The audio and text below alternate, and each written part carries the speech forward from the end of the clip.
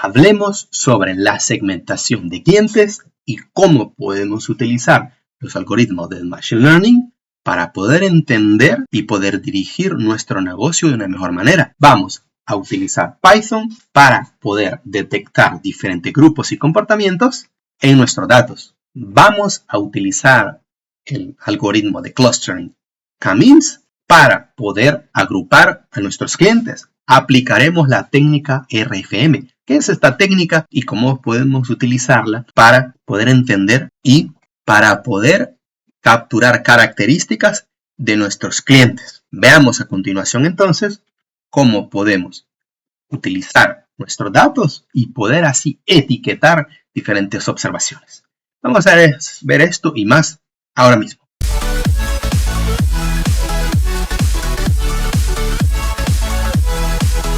Vamos a utilizar el Jupyter Notebook y trabajando con Python para poder utilizar nuestros datos y así tener una idea clara de diferentes grupos o clusters de nuestros clientes. Poder de una buena manera dirigir diferentes campañas de marketing para poder entender comportamiento, características y más de nuestros clientes. En primer lugar, debemos de discutir qué es el Customer Segmentation, la segmentación de clientes. Vamos a ver que vamos a tener que aplicar dicho segmentación para poder entender cómo agrupar a nuestros clientes basados en similitudes, comportamientos, preferencias, etc. Esta técnica nos permite al negocio entender la base de sus clientes y así, de mejor manera, personalizar las campañas de marketing. Es decir, cómo dirigir diferentes publicidades para nuestros clientes o potenciales clientes, por supuesto.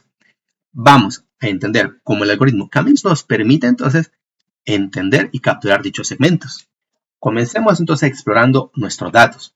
Veamos rápidamente.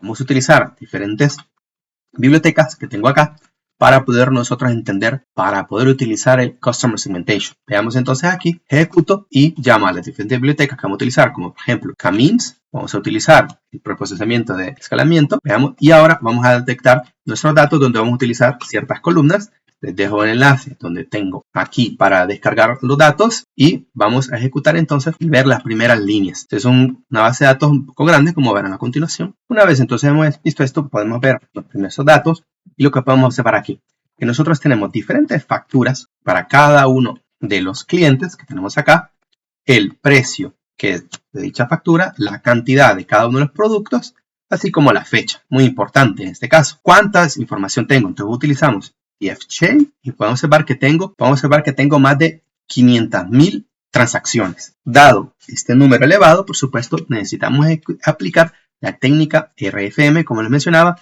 Y lo primero es, por supuesto, reescribir aquí cada uno de nuestras columnas. Y utilizamos entonces rename columns, como pueden observar acá, el número de la orden, la cantidad, y poder entender mejor de qué trata cada una de nuestras columnas.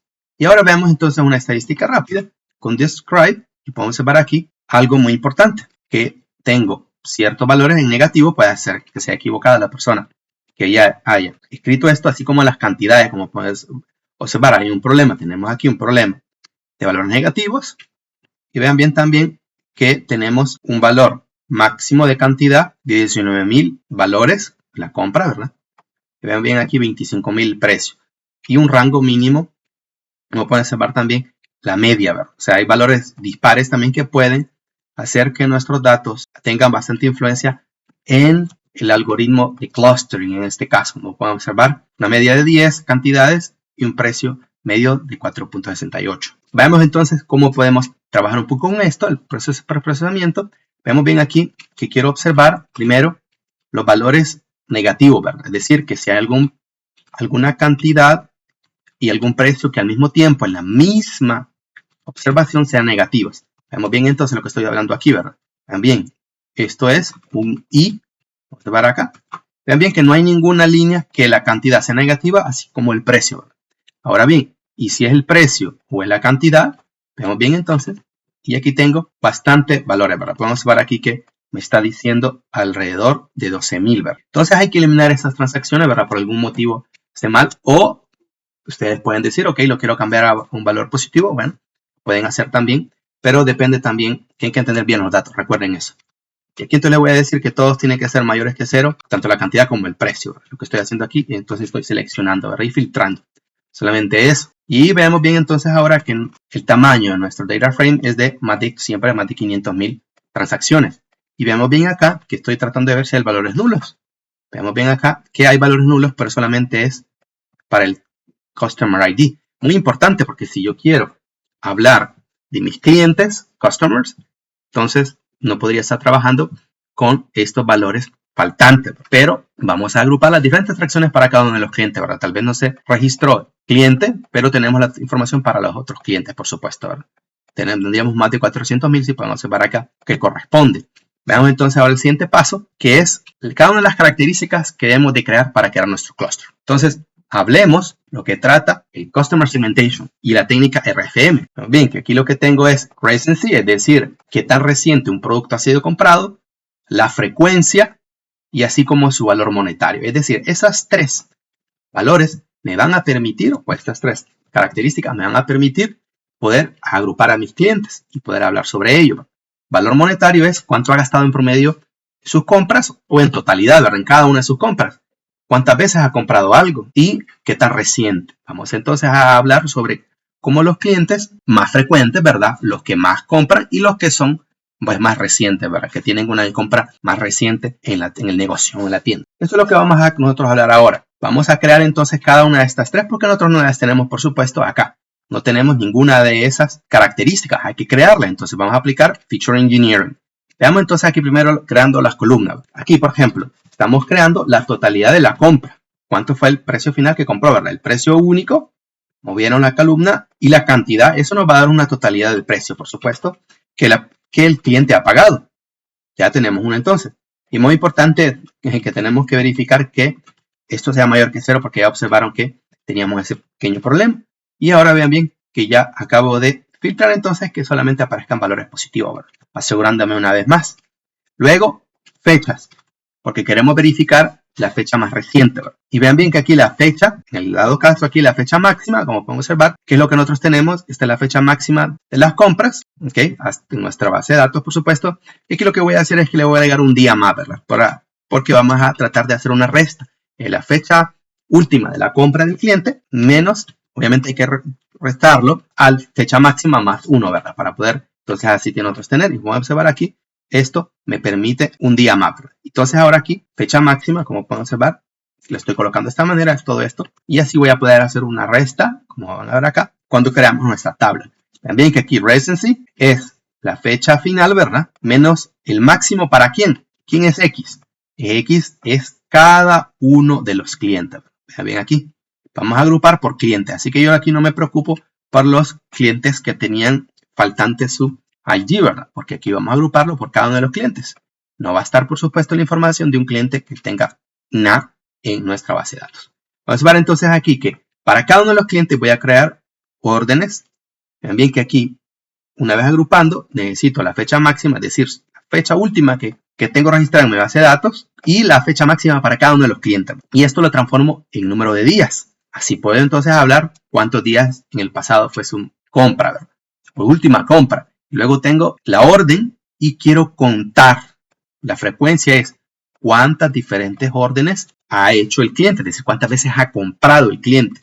Y luego aquí el valor monetario. Aquí tengo suma, pero ustedes podrían hacer un cálculo promedio también, ¿verdad? Podría aplicarse. En este caso, suma. Y veamos entonces aquí, porque también me importa es si esta persona compra bastante. Y entonces aquí lo que vamos a crear es una tabla donde se va a generar mi tabla de RFM. De esta manera, podemos observarlo aquí. Esto tarda, por supuesto, teniendo muchísimos clientes. Podemos observar acá que ya tengo entonces mis primeros clientes tabulados. Y vean bien aquí, recency, reciente, la frecuencia y el valor monetario. Vamos a observar que aquí el cliente con identificador 12.000 hace 165 días en el pasado que hizo una compra, ¿verdad? 33 veces o 33 diferentes transacciones y con una suma total de 372, ¿verdad? En comparación con otro cliente, por supuesto, podemos observar, sería un cliente que gasta menos, ¿verdad? Y nos visita menos y que también tuvo una fecha de compra muy anterior, ¿verdad? Vean bien que este cliente es un cliente que, por supuesto, hay que dirigir nuestra campaña de marketing también porque tiene un valor alto monetario. Y vean bien entonces aquí lo que él mencionaba sobre los valores faltantes. Vean bien que no hay ningún valor faltante en general, ¿verdad? Porque así fue que se como ese grupo Customer ID, ¿verdad? Y ahora, a continuación, entonces, veamos valor monetario en general, término promedio. Vean bien que tengo 2048, ¿ok? 2048, la suma total, ¿verdad? De la compra en general para todos los clientes. Vamos a hablar que tengo 4.312 clientes y aquí diferentes visualizaciones rápidas que puedo observar cómo se distinguen cada una de mis variables. También aquí que vamos a utilizar la biblioteca Seaborn y cada una de las columnas que tengo aquí, Recency, Frequency, en Monetary, vamos a observar y vamos a generar. Vean bien, este es cómo se genera entonces o cómo se distribuye mi valor de Recency. Podemos observar que hay valores altos, es decir, que clientes que hace muchísimo, más de un año que no nos visitan, ¿verdad? O cerca de un año que no nos visitan. Esto es el número de días, recuerden. Y aquí está la globalidad de nuestros clientes también, ¿verdad? Entre par de días hasta más de 100. La frecuencia, podemos observar que hay clientes que nos visitan muchísimo, ¿verdad? Podemos observar aquí. La frecuencia es cuántas diferentes transacciones tenemos de nuestros clientes. Por supuesto, estos clientes son muy importantes para nosotros porque son clientes que nos visitan muchísimo o que realizan muchísimas compras, ¿verdad? Pero en general, vean bien que hay clientes que, vamos a decir, menos de 1000 diferentes transacciones, ¿verdad? Vamos a observar acá, la mayoría pues están en este rango acá. Monetary, pueden observar también que hay diferentes clientes que gastan muchísimo, ¿verdad? Estos que están acá, que los podemos ver como outliers. Y hay otros que, por supuesto, en general, el valor de la suma total, pues a menor, podríamos decir, a 10.000 unidades, ¿verdad? Vamos a observar en lo que estoy observando aquí, que hay disparidad de clientes, ¿verdad? Por supuesto. Me interesa, por supuesto, esos clientes que gastan bastante y tienen muchas transacciones y nos visitan mucho. Ahora vamos a ver cómo podemos generar eso. Y vemos aquí, Monetary, vean bien aquí, que tenemos entonces la totalidad de nuestros clientes entre 0 a 50.000, ¿verdad? Entonces tenemos la frecuencia de transacciones.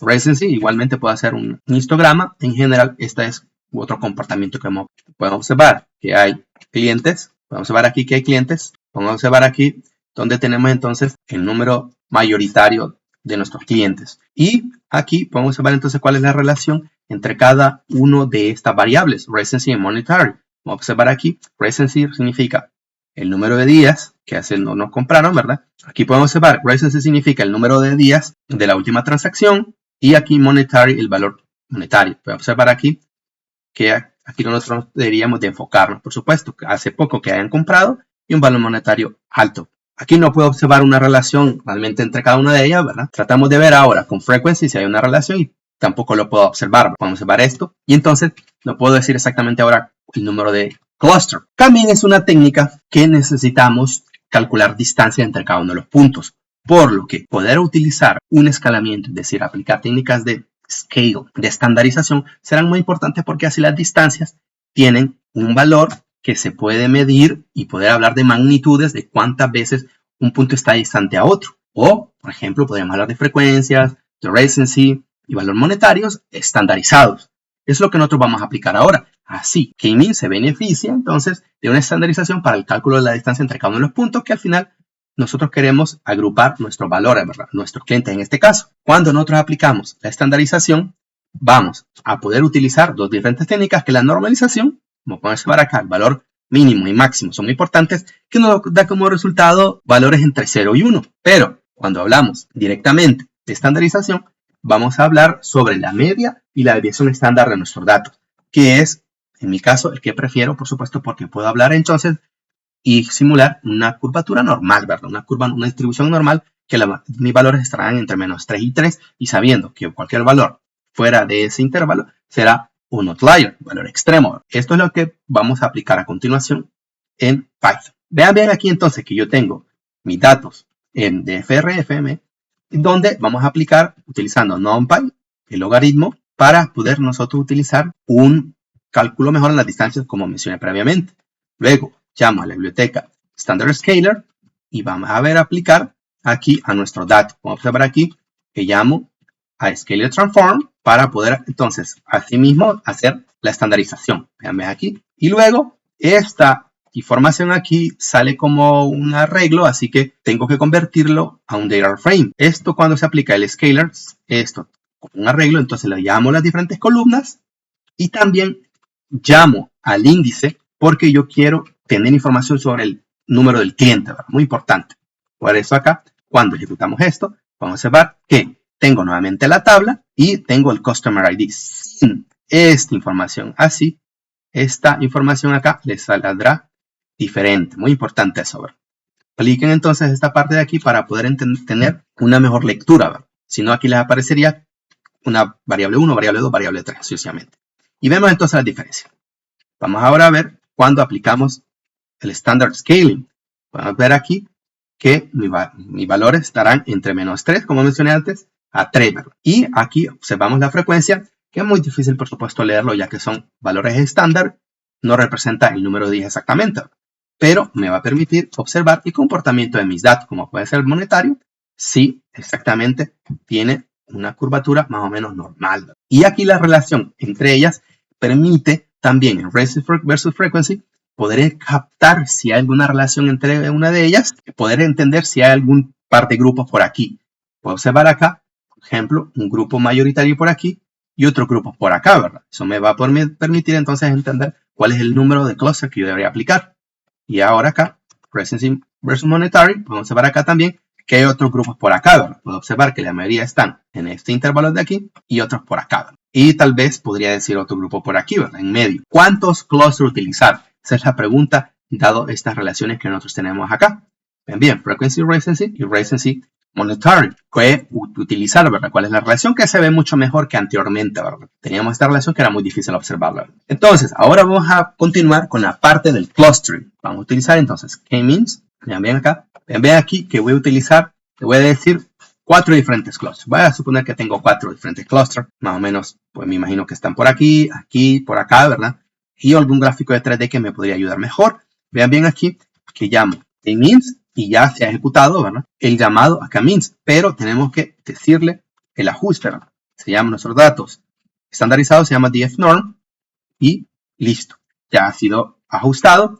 Y ahora aquí yo lo que puedo hacer es recuperar cada una de las etiquetas. Como pueden observar acá, K-means labels me permite hacer esto. Y aquí lo que estoy construyendo es una tabla, ¿verdad? Que me cuente el número de esos valores. Vamos a ver acá. Se han creado 4 diferentes etiquetas donde tengo un cluster con 923, otro con 1240, 925 y 1224 respectivamente. Esta otra manera de ejecutarlo también, ¿verdad? Y vemos ahora acá.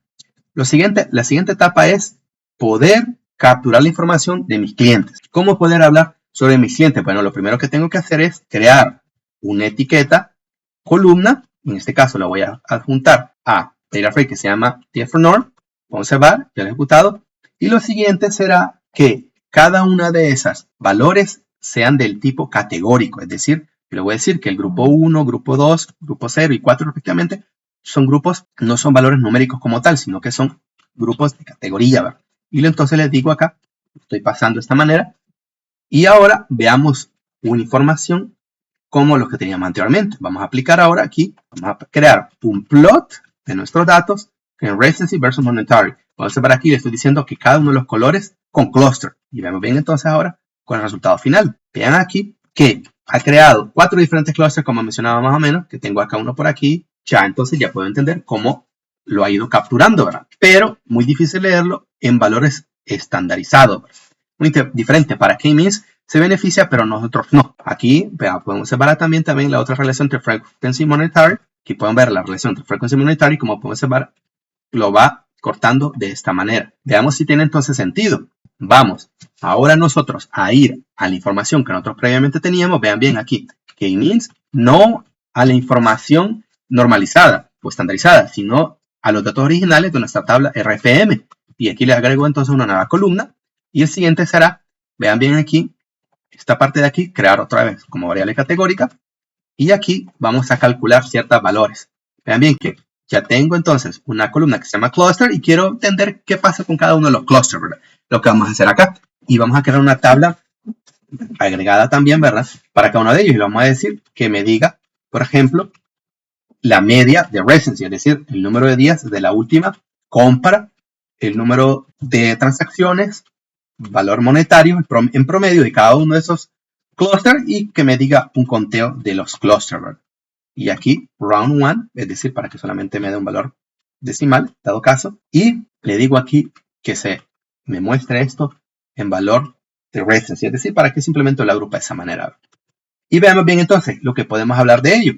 Vean bien que el clúster número 2 es el grupo donde la compra en promedio más cercana, y vean bien el grupo 3 es la última compra que está más en el pasado. ¿Verdad? Vean bien que es el clúster número 2, ya puedo hablar que son clientes que recientemente compraron, y el grupo número 3, clientes que tuvieron una transacción muy alejada, por supuesto. Y vean bien que estos clientes tienen en frecuencia muchísimas transacciones en comparación con esos clientes que quedaron en el pasado, ¿verdad? Que no nos visitan hace mucho, tienen muy pocas transacciones. También esos clientes en el clúster número 2, vean bien el valor monetario alto, ¿verdad? Vean bien que mi campaña de marketing puede ir dirigida a este clúster número 2, porque son clientes que veo que recientes compras, con muchas transacciones, en general más que los otros, y un valor monetario alto, ¿ok? Ya identifico un clúster, así como estos clientes que no nos visitan mucho, que nos visitaron muchos días en el pasado, y la compra es mucho menor en promedio que los otros, ¿verdad? Y hay bastantes clientes con ese sentido. El grupo 0, por ejemplo, ¿qué se diferencia de los demás? Bueno, el grupo 0 puedo entender que son clientes que también nos visitaron hace poco, pero su valor o su número de transacciones es en general escaso, y el valor monetario menor, por ejemplo, que el grupo número 1, el grupo número 2. Y así también veo que hay clientes que nos visitan en general bastante, pero con valor alto de compra también, pero que hace mucho que no nos visitan. Entonces, cada uno de los grupos entiendan cómo se diferencian cada uno de ellos en términos generales. Por supuesto, hay que enfocarse en clientes de esto y cómo puedo recuperar estos clientes también que están por acá, ¿verdad? En el grupo número 3. Veamos entonces algunos gráficos solo que acabo de decir. Veamos bien ahora aquí. Aquí se puede identificar claramente el valor monetario. Vean bien que el grupo número 2 son clientes que compran mucho, ¿verdad? Podemos observarlo aquí, el valor monetario. Compran alto valor. El grupo número 3 no. Grupo número 1, sí. Aquí se refleja, ¿verdad? Lo que hablábamos. Y también puedo observar acá en recency hace cuánto no nos visitan. El grupo número 3 en general estamos viendo que son clientes que hace mucho no nos visitan. Los clientes que sí nos visitan recientemente, vieron bien que fueron las compras, un valor bastante alto monetario. El grupo número 1, ya vimos que clientes que compran o tienen muchas transacciones, pero hace un par de días que no nos visitan, ¿verdad? Y ahora aquí, la frecuencia, ¿verdad? Nos visitan mucho estos clientes, ¿verdad?